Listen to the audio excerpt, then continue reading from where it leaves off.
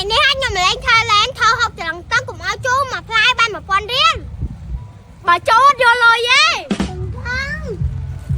គួហើយតង្កងចាញ់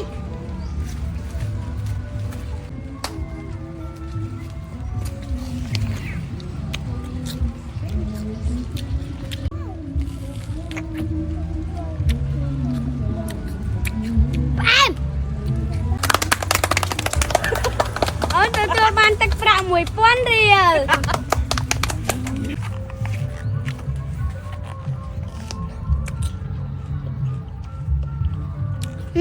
ផ្អែមមកជួឯង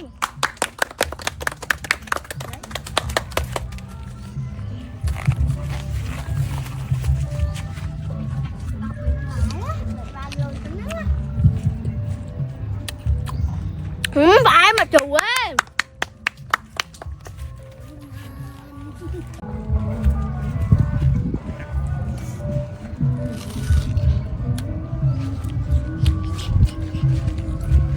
nhanh rồi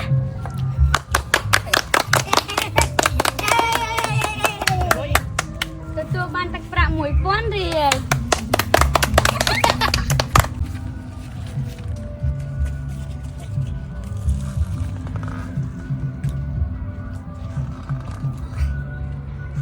អែមអត់ចូលវេទទួលបានទឹកប្រាក់1000រៀល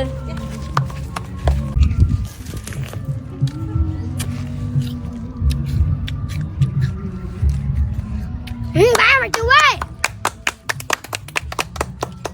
ទទួលបានទឹកប្រាក់1000រៀល2000មែន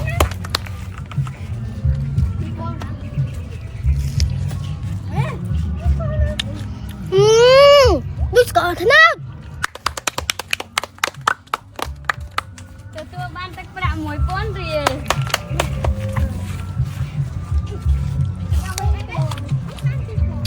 nồng em từ bán tất cả 1000 រៀល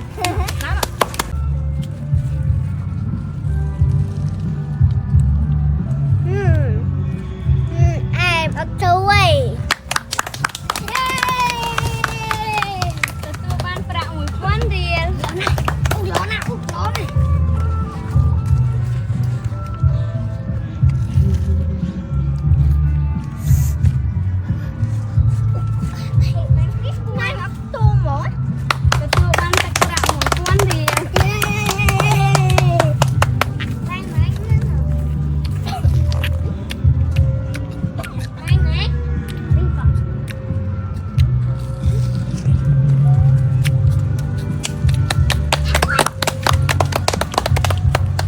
banទឹកប្រាក់1000រៀល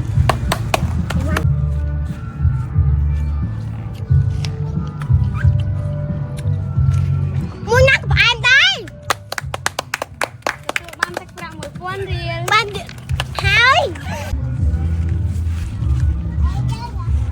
តើហូតเอาจ้วem khang mình trênទទួលបានទឹកប្រាក់1000រៀល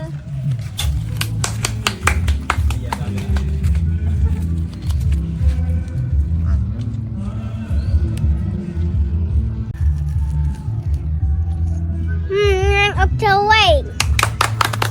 Yay!ទទួលបានទឹកប្រាក់1000រៀល